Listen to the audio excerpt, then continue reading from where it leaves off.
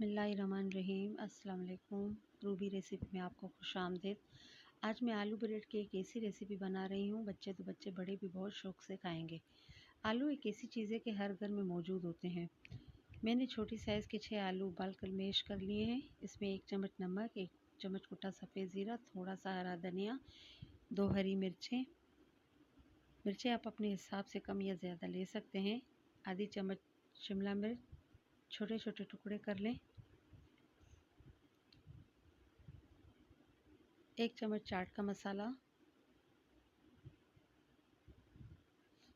आधी चम्मच कुटी लाल मिर्च।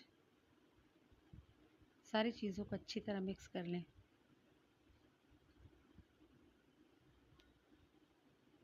ब्रेड पर मायोनीज़ लगाकर आलू का बुर्ता भर लें। चारों किनारों से उसे बंद कर लें।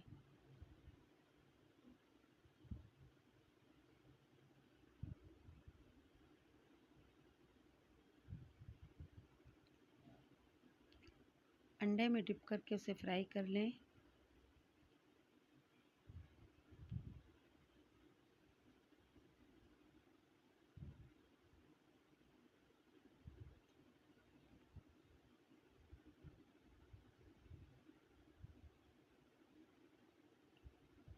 अपने बच्चों को ये बना कर दें। पसंद आए तो कमेंट्स में ज़रूर बताएं।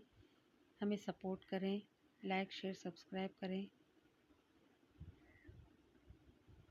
इजाज़त दें। अल्लाह हाफ़िज़। अल्लाह निगहबान।